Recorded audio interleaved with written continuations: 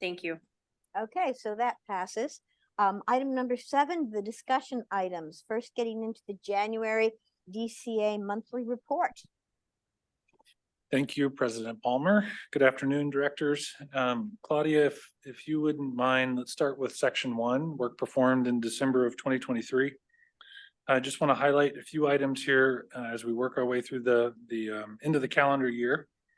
In terms of our program management activities, we continue to work on the implementation, standard operating procedures, management plans. This is all associated with our organizational growth and transition plan for the DCA. At the same time, we've been doing significant amount of work with the contract managers to refine our forecasting, our financials for the second half of the fiscal year. I'll talk a bit more about that when I get to the budget summary and talk about some of the activities we're doing with respect to our mid-year reconciliation process. In terms of our administrative functions, you're going to hear some more about some of the outreach work that we've been doing when we get to the staff reports, and Valerie Martinez will speak on behalf of DCA Outreach. In addition, though, we've continued to onboard new equipment and systems. We've got our activities associated with our learning management system. So this is a new system that we're standing up at the DCA to ensure tight controls and understanding of all the training requirements within the organization, and just making sure that we've got an interactive platform that really stands up to the needs of the organization going forward. On the engineering front, we continue our focus to support the Department of Water Resources in their ongoing permitting efforts. Carrie Buckman will be here to update the board during staff reports on the status of those activities, but that support continues to be a priority for us here at the DCA. Additionally, we, with completion of and certification of the EIR, we've now turned our attention to updating the cost estimate for the preferred project. So this would be the Bethany Reservoir alternative. So this would be a cost estimate review that we plan to issue publicly during Q2 of this calendar year, Q2 of 24. That will be a fully reviewed and updated cost estimate. We intend to update to 2023 dollar basis. At the same time as we have started looking into the cost estimate development, we're also beginning to evaluate potential innovations that could reduce impacts, have the potential to reduce costs, better manage schedule, or improve constructability. So those are also now starting to bubble to the surface. In terms of our fieldwork program, we did complete in December at least the majority of the fall program. There were a few lingering locations that we could not get access to prior to the weather sort of closing in and reducing conditions out there for us. But we had a big push right before Christmas to do what we could. And I view that as really a very successful effort and a successful push to try and get that done before the wet weather came on and changed conditions out there in the field. Additionally, there's a lot of work on the field work side now, beginning to consider potential priority investigations for the future. This would be to continue to support evolution of the preferred project. That project is going to continue to refine and evolve, and there's still quite a bit of subsurface information needed to continue to support that evolution. So Claudia, if we could jump to the budget summary, please, section 3. So as a reminder, our current budget for this fiscal year is about $40.4 million. At this point, we've committed just under $33 million through task orders and contracts we've incurred to date through November. At this, what's reflected here, the vast majority would be charges through November at about $13.1 million. This is where I'd like to just pause for a minute and talk about the exercise we're going through now. We lay our budgets out at the beginning of the fiscal year. So starting in the spring, those are executed and they begin work July 1 of each fiscal year. And so now in January, we're at that mid-year point where we reflect back on the intended scope for each of our contracts and each of our efforts, evaluate what may have shifted, if priorities have shifted, or if the work itself has evolved. Now is the time to reassess those activities, see how we're performing financially. This is where we make more significant changes to various task orders to refine those budgets and refine scopes and deliverables. Now we have about half the fiscal year left to complete that work, and so in going through this process, it's kind of a big reset for the second half of the year. I do expect, right now we're still showing a full expenditure of the budget as we tend to do for about the first half of the year while we see how things are playing out. By the time we are back here in February, I do expect to reflect the revisions that I'm talking about here. Those will all be managed through our formalized change management process. We'll revise task orders, revise budgets. At that point, I do expect to start showing an underrun with respect to the fiscal year. So just as a really heads up now that that's coming, and I am anticipating in February, we're going to start showing an estimate at completion column that's going to be beneath 40.4. So Claudia, if we could just go to the budget plot, just to reemphasize some of the points that we're just talking about in terms of monthly expenditures. Scroll down just a little more. Yeah, there we go. So this shows our actuals versus planned monthly expenditures on using the left-hand axis, and then the right-hand axis is the cumulative lines in blue and then the dash pink. So the blue bars are the planned monthly expenditures. The gold bars are the actuals invoiced to the organization. So we have fully invoiced through November, and you can see the actuals are coming in very close to the planned expenditures. Based on what I've seen from December, I think we're actually going to be pretty close as well to the planned expenditures. In the forecast that was developed at the beginning of the year, we had backloaded a lot of activities sort of pending DWR's decision about the project. So now is the time when we go back and reassess what we were thinking about tackling in the second half of the year in light of DWR's decision to certify the project and reposition funds and see if we're actually going to be able to get all the work done that we would like to. So some of these elements may also, they will also revise once we, typically you don't revise your baseline when you set it, but essentially what we're doing this month in the latter part of January is going to be rebaselining the project for the second half of the year. So we will have a revised graphic that goes along with the revised EAC. Lastly, Claudia, if we could just go to the schedule at the very end.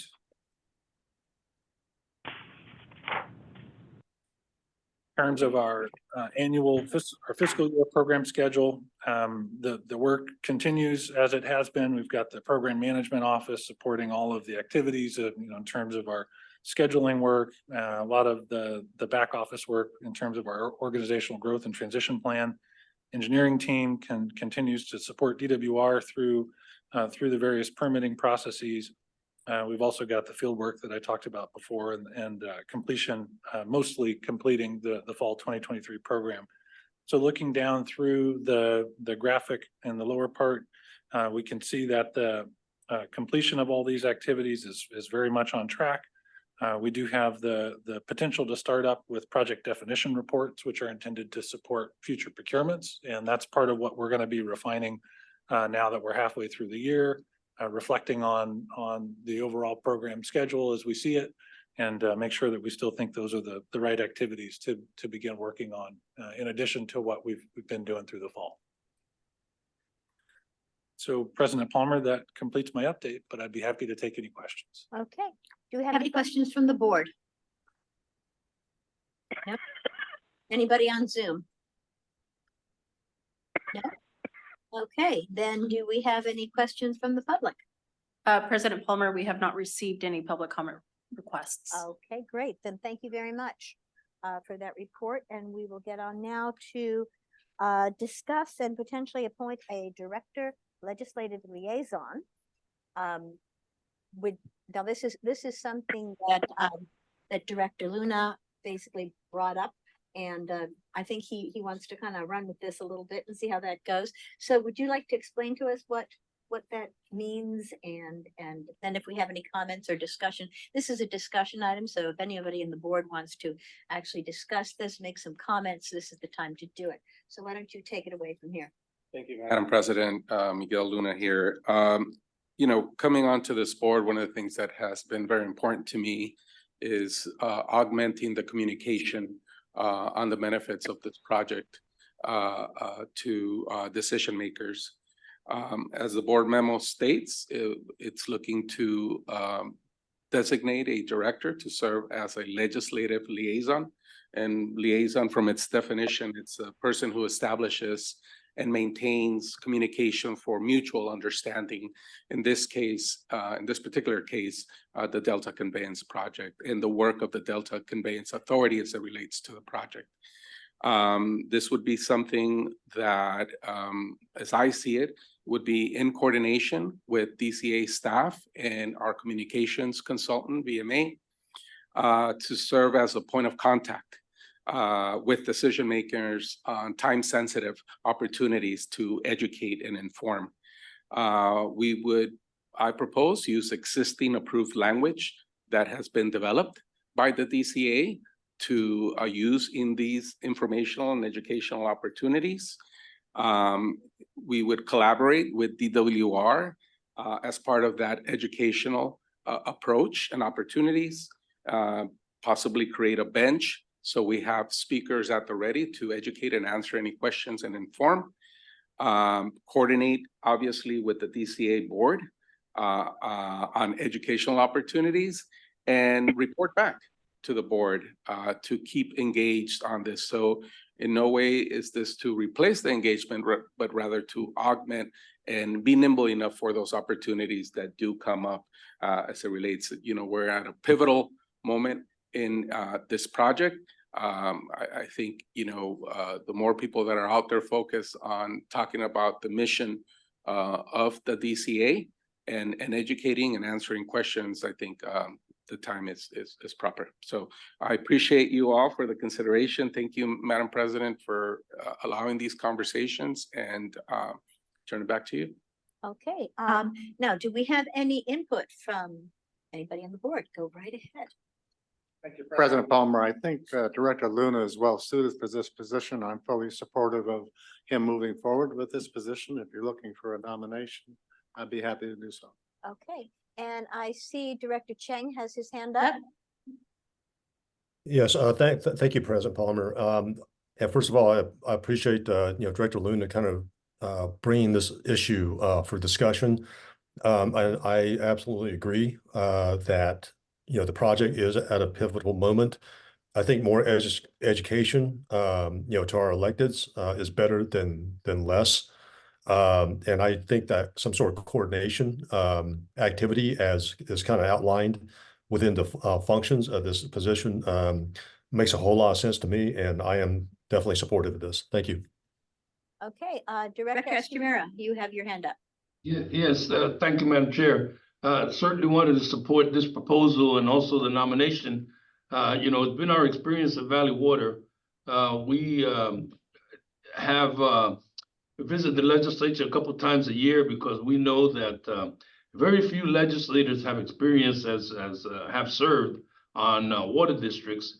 And so it always helps for us to have a good liaison relationship with them, keep them up on what's going on all the issues. And certainly in this particular case, it's extremely important that they are up with us on everything that's going on. So this is a great idea and fully support it. Thank you. Okay, anyone else? No, I basically would like to take this opportunity to nominate Director Luna to be our representative, and I am assuming as well you would come and make reports to the board and let us know how you're progressing on your educational endeavors. So yes, so I would like to appoint that. Do we have any concurrence or seconds on that? I would second that nomination, President Palmer, and I would also tell Director Luna I appreciate his willingness to do this. This is not an easy job. This is not something that it's a very important role that he'll play in this capacity, and I look forward to hearing reports from him on what he's doing. Great. Do we have any public comment on this? President Palmer, we have not received any. Okay. Kids didn't call in to support me on this. Sorry, they don't love you anymore. Okay, why don't we bring this to a vote then and see if we want to go ahead and we will appoint Director Luna as our educational representative for legislature here. So, and you got yourself a big. Thank you. Before the vote is, I just want to thank the board for their confidence, their support. I look forward to the collaboration and the opportunities that come about. I do have to say that what's very important is the work that has happened so far with VMA. And I really appreciate all the communication that has been developed and in coordination with DWR. And I'm going to continue to rely very heavy on VMA as this moves forward. And I really look forward to the coordination with Department of Water Resources and your communication team to make sure that the message is out there in a way that is informing and educating with the facts of the project. So thank you for the nomination and for your support, Gary, on this so much. Great, okay, let's bring this to a vote then. Gladly. President Palmer, I approve. Director Millibar,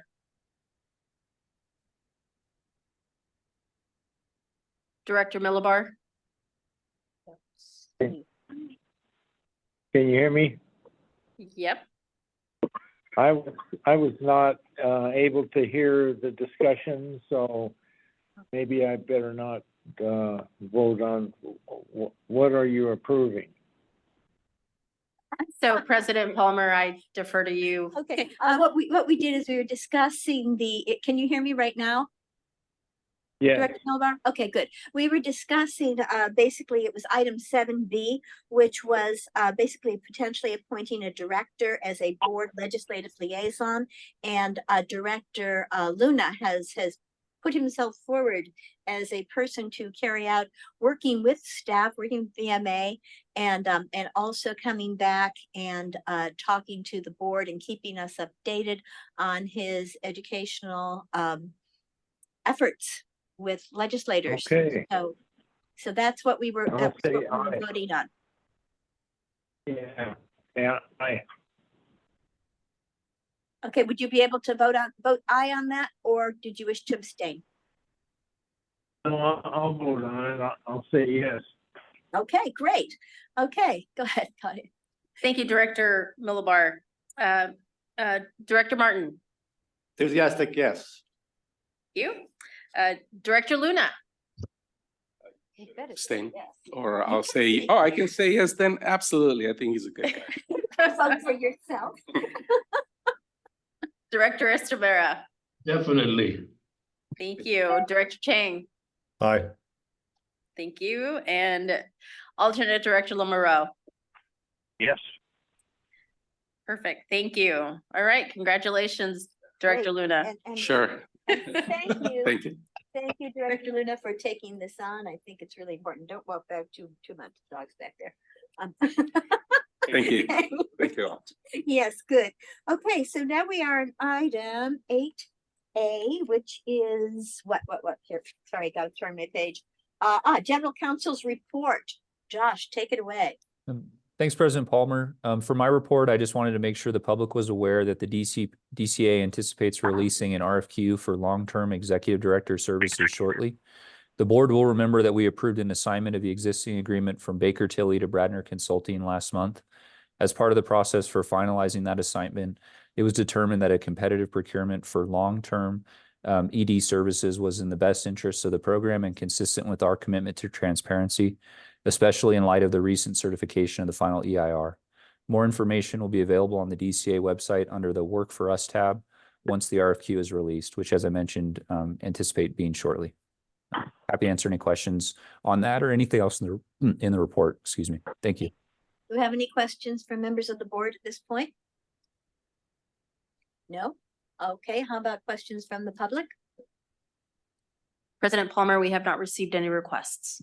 Okay, then thank you for that information. This is something that we had discussed quite a bit earlier on our thing about at some point going through this. So this is sort of our general procedure to be carried out. Okay, thank you very much. And next we're getting down to 8B, which is Valerie Martinez for the DCP Communications Report. Thank you, President Palmer. There's been a lot going on, as is our way. We have really kicked up our digital outreach to ensure that communities up and down the state understand the project, understand the components. So we're really excited about some of the numbers that we're bringing in. After the release of the final EIR, we really found that there are more folks who are tuned into the project and, are asking, what is it? Why is it? So we have more people who are logging into our social media sites and onto our website. So we love that. And so, we're really posting a lot of the kind of rudimentary videos that say, this is who we are, this is what we are. And they really are getting some great traction. So that's been terrific. We're entering DCA tour season. We're starting to look at folks and organizations who want to do a tour, an alignment tour. Likely those will start end of February, early March. The reason they're halted obviously is because of weather. When you're out in Bethany, it's very windy. It's rough for folks who are trying to get out there. So, just realistically, we pause it during the winter months and kick it up again end of February, early March. So organizations again that are interested, please feel free to reach out to the DCA so that we can go ahead and put that together and help people get a better understanding of the alignment. There have been presentations to some of our member agencies and beyond by both DWR and our executive director. Those continue to be a wonderful opportunity for specific groups and organizations to get that firsthand information from the folks who are doing the designing and handling, running the project. So those have gone really, really well. Typically at the end of those, people say, oh, I didn't realize, or wow, that was really informative. So it's a lot of time and effort by the ED and by Carrie. And so thank you so much for doing that. Obviously, we're all appreciative, but it really does, it's an incredible benefit to the communities that do get these presentations. On a fun note, we're doing a web audit. Now, when do you think a web audit is fun? It's when we get to remove the word proposed in front of our project. So we're doing a lot of that right now. Again, that's housekeeping, but it is kind of fun given the fact that, we were being very appropriate and using the term proposed exactly. We continue to develop our one-pagers for our agencies, and right now we're also fine-tuning some of our content to make sure that our data points are aligned, put in context so that more and more people can understand them. Again, those are our sheets that really drive home for the agencies why the project is important. What kind of usage, what kind of how much water they get from the state water project, that sort of thing, so that they can better understand why this project is important to them. We continue to develop our closer looks. Right now, we just, I believe in the last couple of days, dropped a fact sheet and a video on the fact that we've been able to really minimize pile driving in the North Delta, which has a lot of wonderful ramifications. If you want to understand that better, go on our website or go on our social media page and download that video. It's good stuff. Separately, the governor has really come out aggressively letting people know about the project and helping people understand why it's important, why 27 million Californians rely on the state water project, and why the DCP will modernize the state water project to protect against seismic threat, sea level rise, and extreme weather events. Recently, when we actually were in DWR, released the final EIR, the governor posted a video talking about his support for the project, why it's important, why this is literally the most important project right now with regard to water management in California. And he also did a spot on Bill Maher, where that's a national audience. And again, talking about water management, and without question, DCP is the most important project in terms of ensuring that we're able to manage our water up and down the state. There was also a nice piece in the Sacramento Bee on the opinion pages talking about the fact that this is a topic, even among the Senate candidates, the US Senate candidates. So it's been a very busy time. We're excited about the prospects moving forward, a lot of forward momentum. And obviously, we're really excited about working with Director Luna and the rest of the board to ensure that our legislature is, briefed on what the project is, why it is, and why it's important. Right, excellent. I'm finding it particularly useful to see some of the things where you are able to kind of fine tune how each region is affected. And that becomes very important, I think, in terms of saying, well, what are you doing for me lately? So that's a really good part. You're absolutely right. All policy is local, right? And, when you talk about water management in California, a lot of people kind of say, well, my faucet's still turning on, so I'm good. Yeah. But as soon as we start talking about specific communities and specific areas, suddenly people hit the click through and they want to know what this means for them. So it's really been a wonderful campaign moving that forward. Excellent, very good work. Okay, any other comments from the board? Question, Valerie, for those of us who may not watch Bill Maher's show, is that available for viewing in some way? It's on HBO. And so I'm sure we could figure out a way to capture that and circulate it, maybe even post it if there's a need for folks to. There's a be link able to see that it. focuses specifically on the 7.5-minute interview. Even if you don't have HBO? Yeah. Oh, good. It's on Okay. YouTube.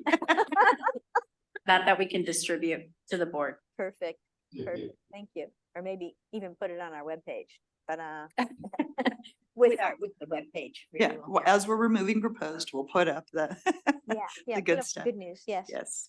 Okay, great, wonderful. Okay, so we're down to Carrie, I believe. Or up to, whatever. Thank you, President Palmer. So I have a number of updates today and the big update is that we did certify the final environmental impact report on December 21st, which is a really major milestone. So along with certifying the EIR, we also issued decision documents, including a notice of determination. So we did decide to move forward with the Bethany Reservoir alternative. As Val mentioned, we now have a project, not a proposed project, which is exciting. I do want to mention, though, that this is a major milestone, but it's certainly not the end of the process. There's quite a bit of planning and permitting to go. So I definitely want to mention and celebrate this milestone, but recognize there's a lot of work still coming. So a few things now that we're pivoting the next steps in permitting, I just wanted to mention some of the things that are coming up and the things that you'll be hearing updates about over the next year. So first, we are beginning our formal consultation processes under the California and Federal Endangered Species Acts. So for the California Endangered Species Act, we begin that formal consultation by submitting an incidental take permit application, and we are looking to submit that at the end of March or early April. And that will start that formal consultation process to finish later this year. On the Endangered Species Act side, the federal side, we are looking at construction and operations separately. The operations are going to be analyzed at a programmatic level because operations are so far in the future. We're looking at something that's well in the future where conditions may change. So that is going to be analyzed at a programmatic level as part of the long-term operations consultation for the State Water Project and the Central Valley Project. Then later, before operations begin, we will need a subsequent project level consultation. For construction, we do need to have a project-specific detailed consultation because we are looking to begin construction. And that would be through the Corps of Engineers as the lead agency, and that is going to proceed this year as well. Another thing that we're working on is looking to request a change in point of diversion for our water rights. So I think I've mentioned before, we aren't looking to expand our water rights, but add a point of diversion, well, 2 points of diversion in the North Delta at the 2 intakes. So for that, we need to submit a petition for the change of point of diversion, and we're looking to submit that relatively soon. That will be followed by noticing from the state board and then a protest resolution period. And then one last thing to mention that's coming up this year is we are going to be working to further develop the community benefits program framework that we included in the final EIR. And to do that, we want to work with the community. So we're going to have a series of public meetings, probably starting in late Q2 of this year. So those are some key planning and permitting activities that are coming up, and I'll continue to update you this year as things move forward. Excellent, excellent. Okay, any questions from the board? Or comments? No? How about public comment?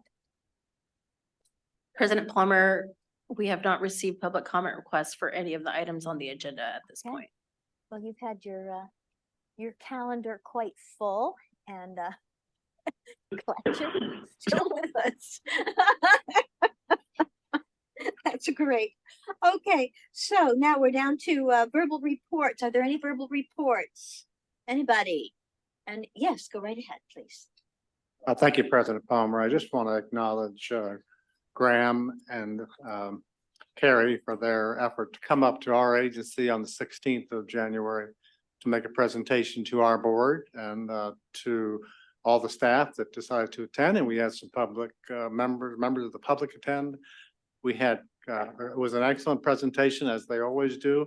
And I think it was very valuable and vital for the rest of our board to hear directly from Graham and from Carrie on the project. And we did entertain a number of public comments that were made verbally through our Zoom connection, and they were on both sides of the aisle. And Graham and Carrie did an excellent job in responding when they were asked to. And I just want to express our appreciation for the time that you take to go out and meet with the member agencies. It's a 2-day effort on your part, as I understand it now. And so that's not something that's overlooked, the value of that and the efforts that you make to do it. So I want to thank you for that.